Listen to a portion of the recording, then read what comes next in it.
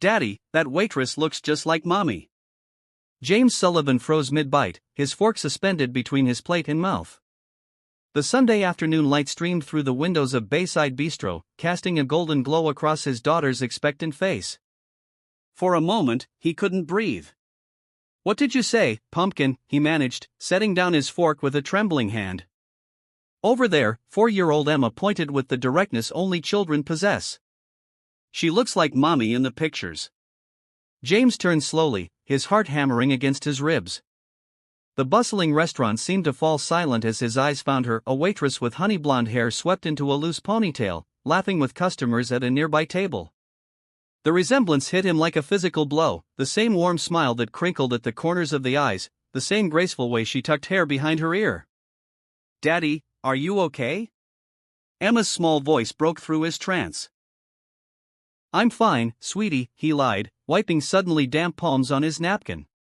"Eat your mac and cheese before it gets cold."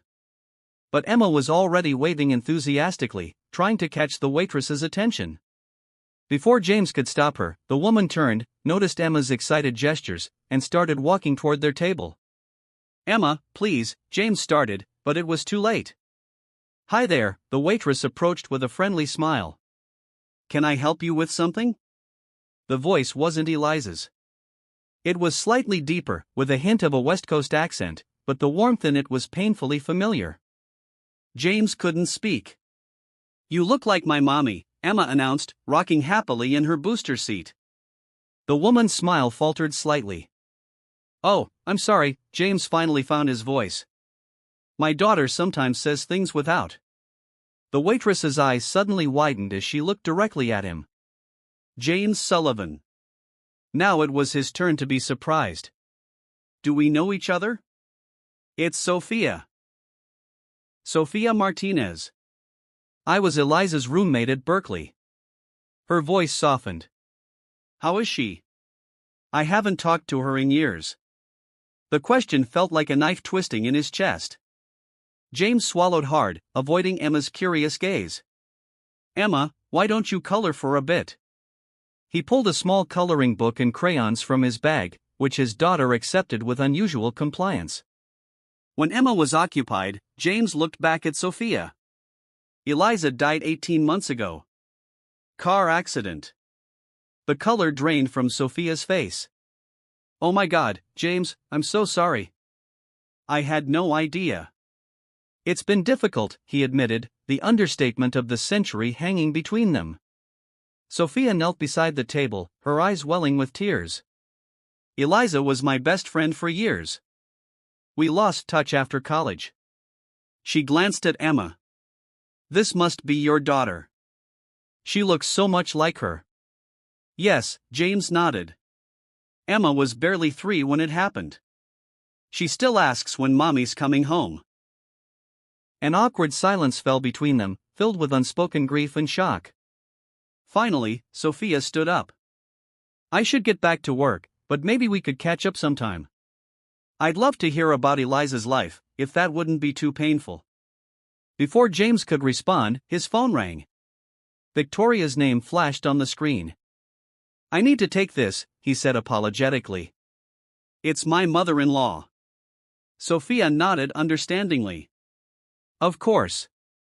As she walked away, James answered the call. "Hey, Victoria." "James, where are you?" "I stopped by the house with Emma's new shoes, but you weren't home." "We're having lunch at Bayside Bistro," he answered, watching as Sophia returned to her other tables. "That place again," Victoria's voice held a note of disapproval. "Eliza always said their food was overpriced." James closed his eyes briefly. "Emma wanted mac and cheese." "Well, don't be too late. She needs her nap, or she'll be impossible tonight." "I know how to take care of my daughter, Victoria," he said more sharply than intended. After a strained goodbye, James hung up and returned his attention to Emma, who was now drawing what looked like 3 stick figures, a tall one with spiky hair, a small one with pigtails, and a medium-sized one with long yellow scribbles for hair. "Who's that, Em?" he asked, pointing to the yellow-haired figure. "That's the lady who looks like Mommy," Emma said matter-of-factly. "Can she come home with us?" James stared at his daughter, speechless. In that moment, Sophia returned with their check.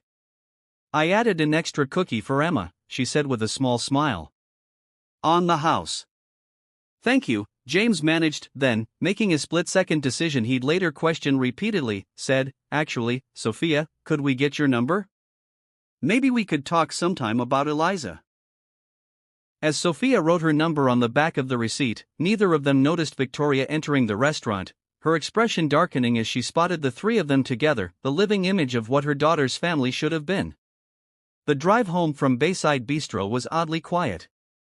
Emma, usually bubbling with questions and stories, dozed in her car seat, clutching the paper napkin with Sophia's hastily scribbled phone number that James had absent-mindedly handed her. In the rearview mirror, he could see Victoria's sedan following them, an uninvited shadow he wasn't in the mood to deal with. When they pulled into the driveway of his modern hillside home overlooking the bay, Victoria was out of her car before he'd even turned off the engine. Who was that woman? She demanded as James unbuckled a sleepy Emma. Just an old friend of Eliza's, he said, avoiding her gaze. Her college roommate. Victoria's perfectly manicured nails tapped against her purse. And you just happened to run into her? Small world. James lifted Emma into his arms, using his daughter as a shield against further interrogation. Em needs her nap. We can talk later. Inside, he tucked Emma into bed, grateful for the temporary reprieve from Victoria's questions. But as he closed Emma's bedroom door, the past came rushing back in fragmented memories. 10 years earlier, Berkeley campus. James, this is my roommate, Sophia. Eliza's eyes sparkled as she made the introduction. Sophia, this is James, the guy from my economics class I told you about. Sophia extended her hand, a friendly smile lighting up her face. So, you're the one who keeps stealing my roommate to study. I was beginning to think you were imaginary. James laughed, immediately at ease. I promise I'm returning her with all the knowledge of supply and demand curves she could possibly want. Later that night, the three of them sat in the cramped dorm room, empty pizza boxes scattered around them, talking until sunrise about dreams, plans, and the uncertain future. I'm going to start my own tech company, James declared, the ambition in his voice making both girls laugh, not unkindly, but with the gentle skepticism of those who'd heard too many college dreams that never materialized. Well, I'm going to teach children with special needs, Sophia announced. My little brother had autism, and his teachers changed his life. And I, Eliza said dramatically, raising her soda can in a toast, am going to marry a millionaire and travel the world. She winked at James, who blushed to the roots of his hair. The memory dissolved as Victoria's voice cut through his thoughts. James, we need to talk. He sighed, turning to face his mother-in-law. At 62, Victoria Hamilton remained an imposing figure, tall, elegant, with Eliza's blue eyes set in a face hardened by grief. That woman looks exactly like Eliza, Victoria said bluntly. It's disturbing. Her name is Sophia, James replied, heading toward the kitchen. And yes, there's a resemblance, but she's not Eliza. Emma seems confused by it. Emma is 4, James countered, pouring himself a much-needed cup of coffee. She barely remembers what Eliza looked like, except from photos. Victoria's expression softened slightly. I worry about her, about both of you. Before James could respond, his phone chimed with a text message from an unknown number. Hi, James. It's Sophia from the restaurant. I'm still in shock about Eliza. If you'd like to talk sometime, I'm free on Tuesday evening. No pressure. Victoria watched his face change as he read the message. Is that her? Yes, James admitted. She wants to meet to talk about Eliza. And you're going to go? Victoria's voice rose. I don't know yet. But even as he said it, James knew he would. 2 days later, he found himself back at Bayside Bistro, this time without Emma. Sophia was waiting in a corner booth, off-duty, and dressed in jeans and a simple blue sweater. Thanks for coming, she said as he slid into the seat across from her. I've been thinking about Eliza nonstop since Sunday. Me too. Well, more than usual, James attempted a smile. It's been a rough 18 months. How's Emma doing? She has good days and bad days. She's resilient, but she misses her mom. They ordered drinks, and as the night progressed, the initial awkwardness melted away.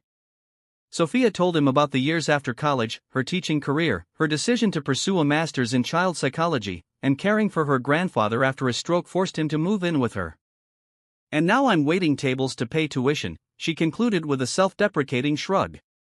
Not exactly the glamorous life.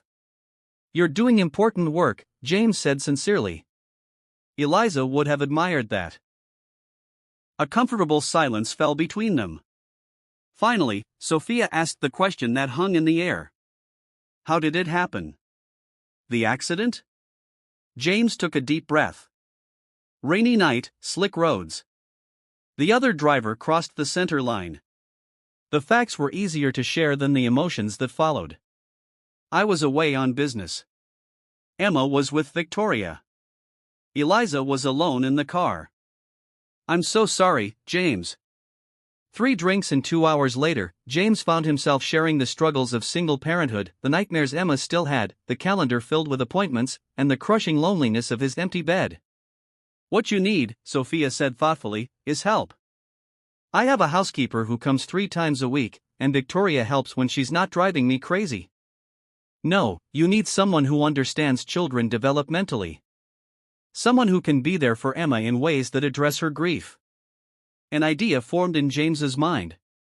Someone like you. Sophia's eyebrows shot up. What? I'm serious. I need a part-time nanny for Emma. Someone qualified. Someone who knew Eliza. The words tumbled out before he could reconsider. The position would pay well, and your hours would be flexible around your classes. James, I don't think. Just think about it, he insisted. For Emma. That night, as James returned home to relieve the babysitter, his phone chimed again.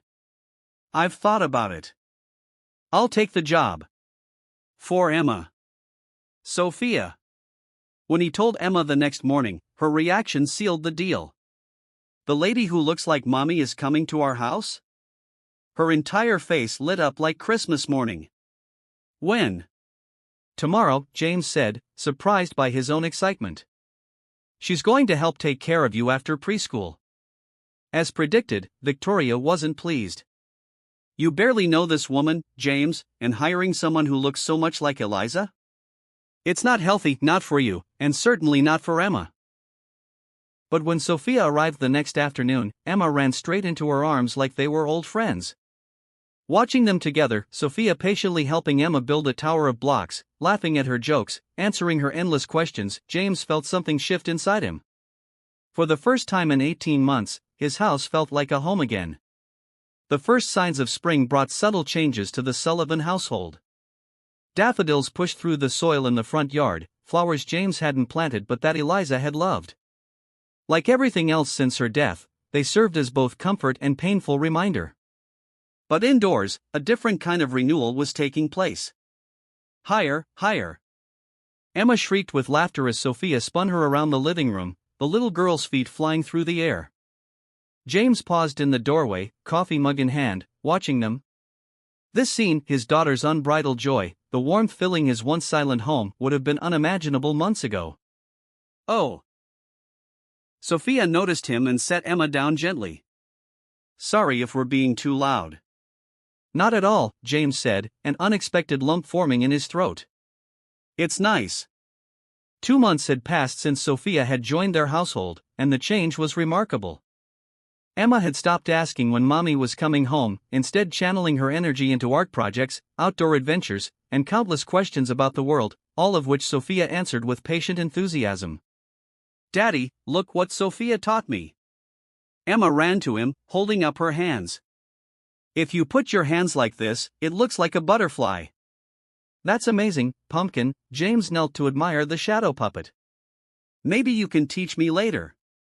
Aha. Sophia knows lots of things. She says she's going to teach me to make origami frogs that really jump.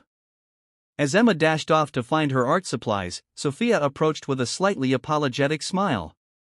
I hope the jumping frog promise is okay. I should have checked with you first. Sophia, you don't need to check with me about paper frogs, James laughed. You've brought my daughter back to life. You can teach her whatever you want. Something shifted in Sophia's expression, something warm and uncertain that made James suddenly aware of how close they were standing. Well, I should get dinner started, she said, breaking the moment. Unless you wanted to order in. Actually, James found himself saying, why don't you stay for dinner tonight? Not as Emma's nanny, but as our guest.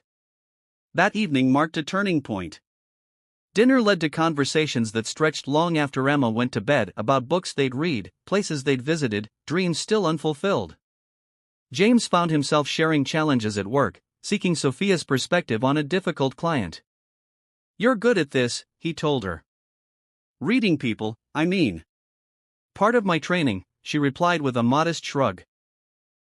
Plus, I had lots of practice with Grandpa Miguel and his friends.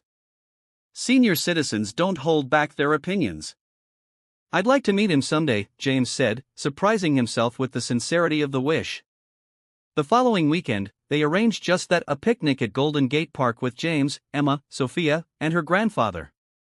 Miguel Martinez was a spry 76-year-old with warm brown eyes and a booming laugh that made Emma immediately adopt him as an honorary grandfather.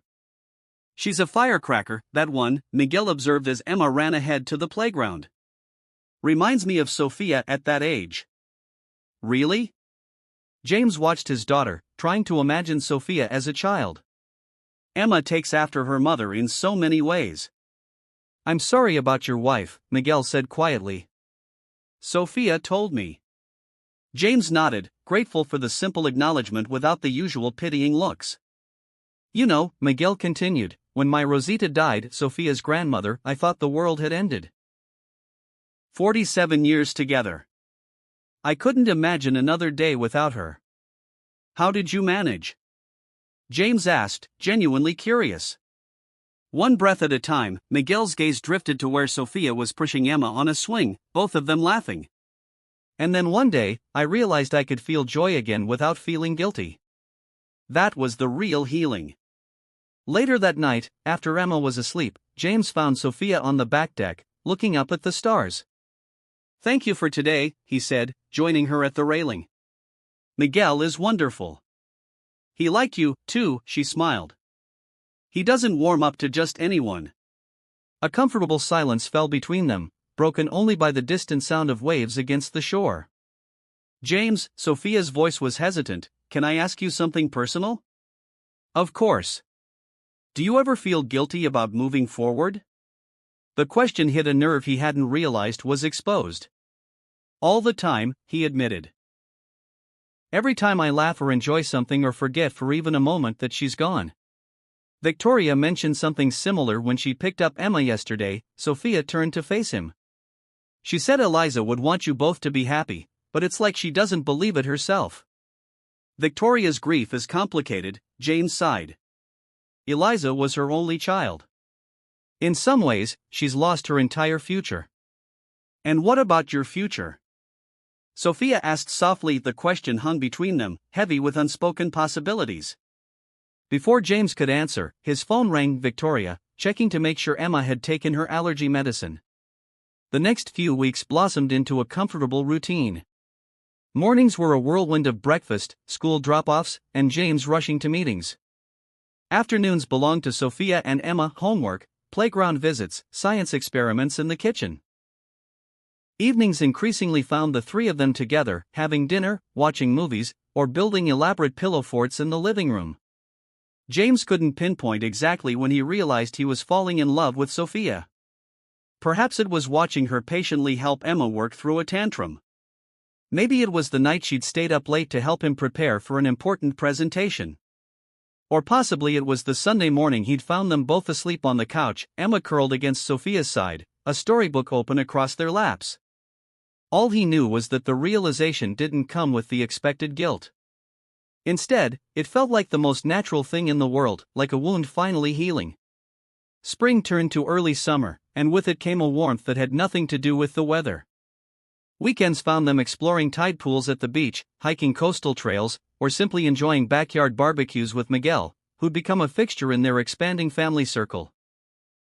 The only shadow was Victoria's increasing coldness toward Sophia. Though never openly hostile, her thinly veiled disapproval was evident in her tight smiles and pointed questions about professional boundaries. "She hates me," Sophia confided to James one evening after a particularly tense dinner where Victoria had repeatedly referenced Eliza's opinions and preferences. "And maybe she's right too." "What do you mean?" "Sometimes I feel like I'm intruding on someone else's life," Sophia admitted, her voice barely above a whisper. "Like I'm playing a role that was never meant for me." James took her hand, the first time he deliberately touched her beyond casual contact. "You're not replacing anyone, Sophia. You're creating something new with us, something that matters." The look that passed between them said everything words couldn't. Later, James would remember that evening as the last moment of perfect happiness before the storm that was about to break over their heads. The confrontation came on a warm Tuesday evening in June. James had just returned from work to find Victoria waiting in his living room, her posture rigid, her expression thunderous. "Where's Emma?" he asked, setting down his laptop bag. With Sophia at the ice cream shop, Victoria's voice was carefully controlled. "I told them I needed to speak with you alone." James sighed, loosening his tie. "Victoria, if this is about Sophia again." "It is." She reached into her handbag and pulled out a photograph, sliding it across the coffee table toward him. "I was going through some of Eliza's old things and found this." The photograph showed a younger Eliza and Sophia, arms around each other's shoulders, laughing at some forgotten joke. They were standing in front of a campus building, carefree and radiant in the sunshine of a decade ago. So they were friends. "We already knew that," James said, though something about the image made his stomach tighten. "Look at the back." He turned the photo over. In Eliza's flowing handwriting were the words, "Me and Sophia, last day as roommates, before everything changed. I'll miss her." "I don't understand," James admitted. "What am I supposed to be seeing here?" Victoria's eyes narrowed. "Did you ever wonder why Sophia suddenly disappeared from Eliza's life? Why my daughter never mentioned her best friend in all the years you were married?" A chill crept up James's spine. "People drift apart after college. It happens." "They didn't drift apart," Victoria leaned forward. "Eliza asked Sophia to stay away from you." The words hung in the air like shards of glass. "That's ridiculous," James finally managed.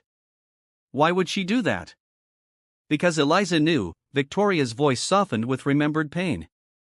"She told me everything, James, how you had feelings for Sophia first, how you only noticed Eliza after Sophia turned you down." "That's not. Eliza made Sophia promise to stay away from you forever. She was always afraid that if you two reconnected," Victoria's voice trembled, "afraid that what's happening right now would happen." James stood up abruptly, running a hand through his hair. "You're twisting things, Victoria." "Yes, I briefly thought Sophia was attractive when we first met." "Who wouldn't?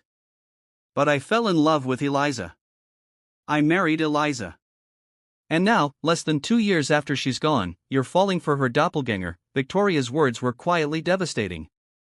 "Can you honestly tell me I'm wrong?" Before James could respond, the front door burst open, and Emma ran in, her face smeared with chocolate ice cream and delight. "Daddy! Sophia let me get 2 scoops because I was super good at the dentist." Sophia followed more slowly, her smile fading as she sensed the tension in the room. Her eyes darted from the photograph on the table to Victoria's triumphant expression to James's stricken face. "Emma, sweetie," Victoria said smoothly, "why don't you go wash that ice cream off your face? I brought you a new coloring book. It's in your room." Once Emma had scampered upstairs, an awful silence descended. "I should go," Sophia said quietly. "No," James found his voice. Victoria was just leaving. His mother-in-law gathered her purse with deliberate slowness. "Think about what I said, James. About what Eliza would want." After Victoria left, James turned to Sophia, the photograph clutched in his hand. "Is it true?" Sophia sat heavily on the couch, her face pale. "Which part? Any of it?" All of it? James paced the living room. Did Eliza make you promise to stay away from me? After a long pause, Sophia nodded. Yes, but it wasn't how Victoria made it sound. Then tell me how it was. Sophia took a deep breath. You did show interest in me first, a coffee invitation, some flirty comments, nothing serious. I knew Eliza had feelings for you, so I gently steered you toward her instead. And that's why Eliza made you promise to stay away? Because she was afraid I still had feelings for you? She never really believed she deserved you, Sophia said softly. Brilliant, ambitious you, with your big dreams.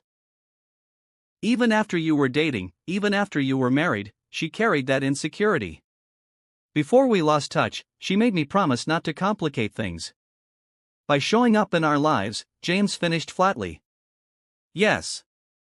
James slumped into a chair, the weight of the revelation pressing down on him. So, all this time, I've been breaking a promise to my friend, Sophia admitted, tears welling in her eyes. At first, I told myself it was different because she was gone, that I was just helping you and Emma heal. But then. Then what? Then I started having feelings for you, she whispered. And for Emma. And it felt like a betrayal. James closed his eyes, Victoria's accusations echoing in his mind. Was he really so fickle? Had his love for Eliza been so shallow that he could transfer it to someone who merely resembled her? I think, he said finally, that you should take some time off. Sophia's face crumpled, but she nodded. I understand. It's not forever, James added hurriedly. I just need to think, to sort things out. Of course, she stood, gathering her purse with trembling hands. Tell Emma I had a family emergency. I don't want her to think I abandoned her. As she headed for the door, James called after her.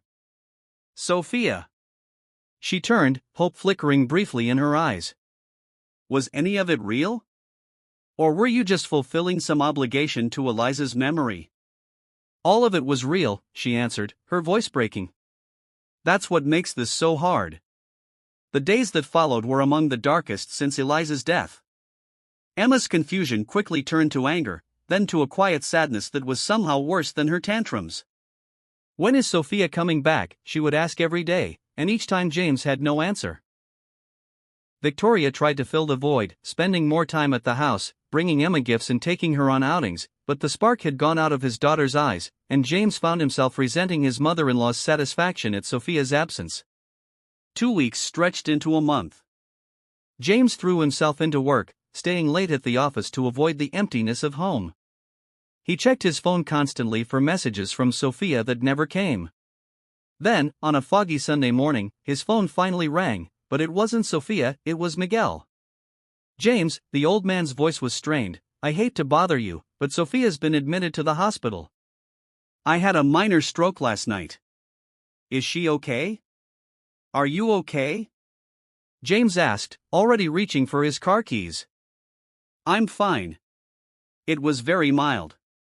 But she's been up all night, and I thought perhaps Emma might cheer her up. She misses the child terribly. James hesitated only a moment. We'll be there in 30 minutes. When he told Emma they were going to visit Sophia, she moved faster than he'd seen in weeks, practically dragging him to the car. At the hospital, they found Miguel sitting up in bed, looking tired but alert. Sophia was curled in a chair beside him, dark circles under her eyes, her hair pulled back in a messy ponytail. Sophia! Emma broke free from James's hand and launched herself at the woman, who caught her in a tight embrace. Oh, Emma, Sophia breathed, burying her face in the little girl's hair. I've missed you so much. Over Emma's shoulder, her eyes met James's, and in that moment, he knew with absolute certainty what mattered most, not the past, not Victoria's disapproval, not even the promise Sophia had made to Eliza years ago. What mattered was the family they were building together, imperfect, unexpected, but undeniably real.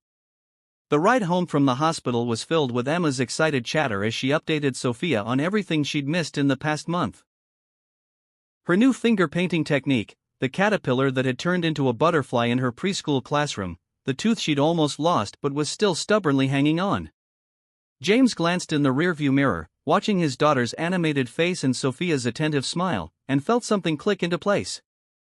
Whatever complicated history lay between them, this connection was genuine, unmistakable, worth fighting for. When they arrived home, Emma insisted on giving Sophia a tour of the house in case you forgot where everything is, dragging her by the hand from room to room while James prepared lunch. "She's barely taken a breath," Sophia laughed, joining him in the kitchen after Emma had run upstairs to find her latest art projects. "She's been saving up all her words for you," James replied, sliding a glass of lemonade across the counter. "We both have."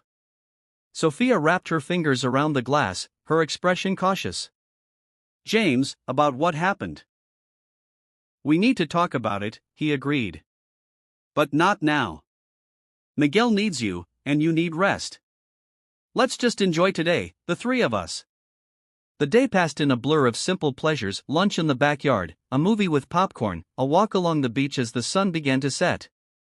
It felt so natural that when the time came for Sophia to leave, Emma threw her arms around her legs and refused to let go. "You can't go away again," she declared, her face set in stubborn determination. "You have to stay forever."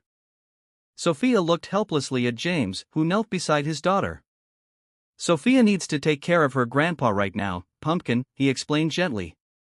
"But I promise she'll come back to visit very soon." "Promise?" Emma asked Sophia directly, her small hand extended, pinky first. Sophia linked their pinkies together. "Cross my heart." After getting Emma to bed, James walked Sophia to her car. "I meant what I said," he told her. "We do need to talk, but I've had time to think, and I've realized something important." "What's that?" "Victoria was trying to protect Eliza's memory, but she's wrong about what would have made Eliza happy." He took a deep breath. "Eliza would never have wanted Emma and me to stay frozen in grief forever." Sophia's eyes glistened in the fading light. "I should go. Grandpa will be waiting. Call me tomorrow?" James asked, resisting the urge to pull her into his arms. She nodded and slipped into her car, giving him one last smile before driving away. The next morning, James made a decision. Asking his assistant to clear his schedule, he drove to Victoria's elegant colonial home in Pacific Heights, determined to finally clear the air. She answered the door in gardening clothes, surprise quickly turning to weariness at the sight of him. "James, is everything all right? Is Emma?" "Emma's fine. She's at school," he hesitated. "May I come in?" "There's something important we need to discuss." Victoria led him to her sunroom, where photos of Eliza chronicled her life from infancy to adulthood. James had always found the room suffocating, but today, looking at his late wife's smiling face, he felt only love and gratitude. "I saw Sophia yesterday," he said without preamble. Victoria's face hardened. "I thought we settled this." "We didn't settle anything." "You dropped a bombshell, and I panicked." James leaned forward, holding her gaze. "But I've had time to think, and I need you to listen to me, Victoria. Really listen." Perhaps it was the unusual firmness in his tone, but Victoria nodded, sitting back in her chair. "I loved Eliza with everything I had," James began. "She was the sun my world revolved around. When she died, I thought I'd never feel whole again." Victoria's eyes softened slightly. "I know you loved her. But love isn't a finite resource," he continued. "It doesn't diminish when it's shared, it grows. And what I feel for Sophia isn't about her resemblance to Eliza. It's about who she is, her kindness, her patience, the way she listens to Emma's stories like they're the most fascinating things she's ever heard." Victoria looked away, blinking rapidly. "She does look so much like her. On the surface, maybe, but they're different in 1,000 ways, and that's okay." James reached across the table to take Victoria's hand. "You will always be Emma's grandmother. No one can replace you in her life, just like no one can replace Eliza in our hearts." "I'm afraid," Victoria admitted, her voice barely audible. "Afraid of losing the last connections I have to my daughter." "You won't lose us," James promised. "We're family, always. But Emma and I need to live again, Victoria. And I think, deep down, Eliza would want that for us." The tears Victoria had been holding back finally spilled over. She whispered. She always wanted everyone to be happy. They sat in silence for a while, the morning sun warming the room, illuminating the dust motes that danced in the air like tiny stars, or perhaps like whispered blessings from someone watching over them. When he left Victoria's house, James felt lighter than he had in months. One obstacle cleared, one heart beginning to heal. But there was still one more truth to uncover. He drove to his office but bypassed the elevator to his company's suite, heading instead for the basement storage facilities. Using his key card, he accessed the climate-controlled room where he kept Eliza's personal effects, things he hadn't been able to sort through after her death but couldn't bear to discard.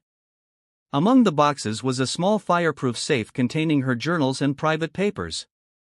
James had never opened it, respecting her privacy even in death.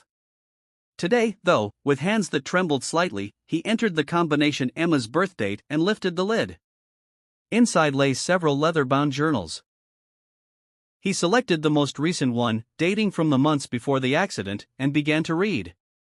What he discovered shook him to his core. Eliza had known she was dying not from an accident that hadn't yet happened, but from an aggressive form of brain cancer she had kept secret from everyone, even him. The journal detailed her diagnosis, her decision to forego treatment that would only extend her suffering, and her careful plans for the family she would leave behind. And there, in an entry dated just weeks before her death, was a name he hadn't expected to see. I found Sophia's number today. I've been thinking about her so much lately, about that ridiculous promise I made her keep. What was I so afraid of? That James would realize he picked the wrong roommate? How young and insecure I was. I haven't called her yet. I'm not sure what I'd say, sorry for being a jealous friend. By the way, I'm dying. But I keep thinking about Emma growing up without me, about James trying to do it all alone. Sophia always understood children in a way I never did. And she understood James, his drive, his dreams, his heart. Maybe someday, when I'm gone, they'll find each other again. I think I'd be okay with that. Better than okay. James closed the journal, tears streaming down his face. All this time, he'd been carrying guilt that Eliza herself had already absolved. All this time, unknowingly, he had been fulfilling her final wish. That evening, he called Sophia. Can you come over tomorrow night after Emma's in bed? There's something I need to show you. The next night, as Sophia read the journal entries, her own tears fell onto the pages. She was trying to find me, she whispered. All that time ago, she was looking for me.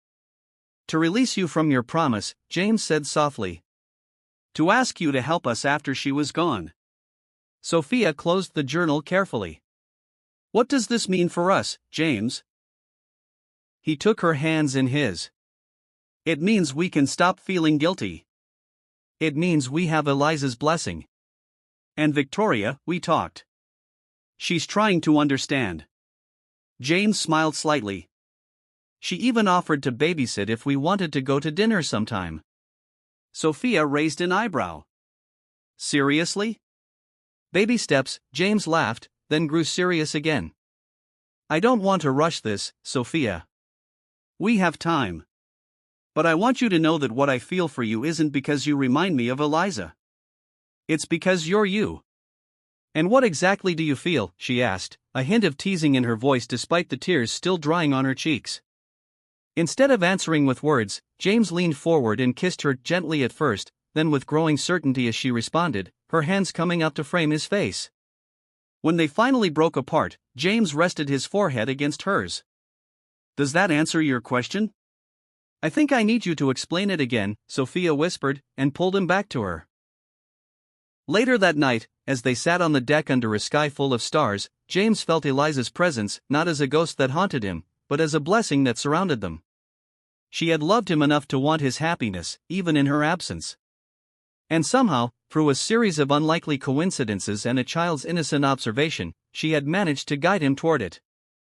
What are you thinking about? Sophia asked, her head resting against his shoulder. That life is strange and wonderful, he answered truthfully, and that I'm grateful for every twist and turn that led us here. The next morning, James woke to the sound of Emma's voice outside his bedroom door. But I want to tell Daddy my idea right now. He's still sleeping, sweetie, Victoria's hushed reply carried through the wood. Let's go make pancakes and surprise him. James smiled into his pillow. After their heart-to-heart, Victoria had offered to take Emma for a sleepover, claiming she needed grandmother time, but James suspected she'd been giving him space to process everything and perhaps to spend time with Sophia without little ears around. The memory of last night, their conversation, the kiss, the quiet understanding that had grown between them, filled him with a sense of peace he hadn't felt in years. They'd agreed to take things slowly, to give Emma time to adjust to the changing relationship, but the direction was clear. They were moving forward together. Over the next few weeks, they settled into a new rhythm. Sophia resumed her role as Emma's nanny but spent evenings and weekends with them as something more, a partner, a friend, a growing presence in their hearts and home. Miguel joined them for Sunday dinners, bringing his famous empanadas and endless stories that made Emma giggle. Even Victoria began to thaw, making visible efforts to welcome Sophia despite occasional moments of sadness that clouded her eyes. As summer bloomed, James found himself planning something special, not an elaborate proposal, as it was too soon for that, but a gesture to mark this new chapter in their lives. I need your help with something important, he told Emma one afternoon while Sophia was at class. It's a surprise for Sophia. Emma's eyes widened with excitement. A birthday surprise? No, a different kind of surprise. A we love you surprise. Emma nodded solemnly. We need to make it super special. They spent the afternoon making plans, whispering and giggling whenever Sophia called to check in. By the time she arrived at 6 o'clock, both father and daughter were bursting with poorly contained excitement. What are you two plotting? Sophia asked suspiciously as they exchanged guilty glances over dinner. Nothing. Emma practically shouted, making James laugh. Real smooth, pumpkin. The next day was Saturday, and James suggested they revisit Bayside Bistro for lunch, for old time's sake. Emma practically vibrated with excitement during the car ride, repeatedly asking, "Is it time for the surprise yet?" Not yet, James would answer each time, catching Sophia's amused expression in the passenger seat. But when they arrived at the restaurant, there was no table waiting for them. Instead, the manager, who had been in on the plan, directed them to the waterfront patio behind the building. There, overlooking the bay, James had arranged a private setup. A single table decorated with sunflowers, Sophia's favorite, fairy lights strung overhead despite the daytime hour, and a small reserved sign with the Sullivan family name. What is all this? Sophia asked, clearly touched but confused. James nodded to Emma, who pulled a somewhat crumpled envelope from her dress pocket and handed it to Sophia. It's from me and Daddy, she announced proudly. Sophia opened the envelope to find a hand-drawn card. On the front was a crayon drawing of 3 stick figures holding hands, a tall one labeled Daddy, a small one labeled me, and a medium-sized one with bright yellow hair labeled Sophia. Inside, in James's neat handwriting, were the words, "You filled our home with light when we needed it most. Will you make it permanent?" Beneath this message was a key to James's front door. We're asking you to move in with us, James explained, his voice thick with emotion. Not as Emma's nanny, but as part of our family. All the way. Part of our family, Emma added helpfully. That means forever. Sophia looked from the key to James to Emma, tears welling in her eyes. Are you sure? This is a big step. The biggest, James agreed. And the most right thing I've done in a long time. Emma, unable to contain herself, tugged at Sophia's hand. Say yes. Say yes. Sophia knelt to Emma's level, brushing a strand of hair from the little girl's face, a gesture so tender that James felt his own eyes misting. Yes, she said softly, then louder as she stood to face James. Yes. Emma cheered, drawing smiles from nearby diners, as James pulled Sophia into his arms for a kiss that promised everything words couldn't express. Later that evening, after a celebration that included a surprise appearance by Miguel, who had helped James set up the restaurant decorations, and even Victoria, who brought champagne and a tentative but genuine hug for Sophia, they gathered at what would now be their shared home. As Emma finally crashed from her excitement and fell asleep between them on the couch, James looked at Sophia over his daughter's head. Happy? He asked simply. More than I ever thought possible, she answered, her fingers intertwining with his. It feels like coming home. It is, James said, thinking of Eliza's journal, of the strange and winding path that had led them all here. For all of us. Outside, the summer stars shone like benevolent eyes watching over them. Inside, a family, once broken by grief, began to heal through the most unexpected but precious gift of all, a second chance at love. The following weekend, they made a pilgrimage to Eliza's favorite spot on the beach, a small sheltered cove where the waves lapped gently against smooth stones. James had always avoided the place since her death, the memories too painful to confront, but today felt different. They came at sunset, the four of them, James, Sophia, Emma, and Victoria. Miguel had wanted to join them but had caught a summer cold and remained home with strict instructions to do what needs doing. Victoria carried a small basket containing paper lanterns and matches. Emma held a bouquet of wildflowers she had insisted on picking herself. Sophia brought a thermos of hot chocolate, Eliza's favorite treat for beach evenings, and James carried only the weight of the past and the lightness of the future, finally balanced in his heart. As the sun dipped toward the horizon, painting the sky in shades of pink and gold, they each lit a lantern. Victoria went first, whispering something private to her daughter's memory as she released it into the twilight. Emma went next, her small face solemn as she declared, "This is for you, Mommy. I miss you." James hesitated when his turn came, suddenly overwhelmed by the moment. Sophia squeezed his hand in silent understanding. "Thank you," he said finally, his voice carrying over the gentle rush of waves. "For everything you gave us, for everything you still give us." He released his lantern, watching as it joined the others drifting skyward, carrying their message of love and remembrance into the gathering dusk. As they stood together on the beach, Emma suddenly pointed excitedly at the darkening sky. "Look, Daddy, a shooting star. Make a wish." But James didn't need to wish for anything. Everything he could want was already here, his daughter's hand in his, Sophia's gentle presence beside him, even Victoria's grudging acceptance. The past would always be part of them, but it no longer defined them. "Mommy is happy for us," Emma declared with the absolute certainty only children possess. James looked down at his daughter, then at Sophia, whose eyes reflected the last gleam of sunset. "Yes," he agreed, pulling them both close. "I think she is." As they walked back along the shore, their footprints trailing behind them in the wet sand, James felt a sense of completion. Not an ending, but a beginning. The journey had been painful, filled with unexpected turns and heartbreaking losses, but it had led them here, to this moment, to this family pieced together from broken parts into something stronger and more beautiful than before. Above them, the first stars of evening appeared, eternal and unchanging, while below, the tide washed the beach clean, ready for tomorrow's new impressions.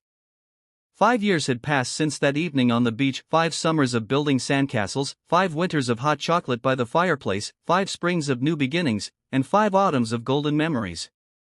The Sullivan house had grown more vibrant with each passing season. What was once a museum of grief had transformed into a gallery of joy, walls now covered with family photos, refrigerator doors plastered with finger paintings, hallways occasionally cluttered with toys despite everyone's best efforts to keep things tidy. "Mom, Dad, hurry up, or we'll be late."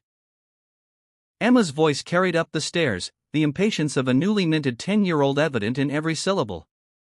James finished adjusting his tie in the mirror and turned to Sophia, who was wrangling their 3-year-old twins into matching outfits. "Miguel, please stop jumping on the bed," Sophia said, capturing their energetic son mid-bounce. "Eliza, sweetheart, hold still while I fix your bow." James smiled at the sight.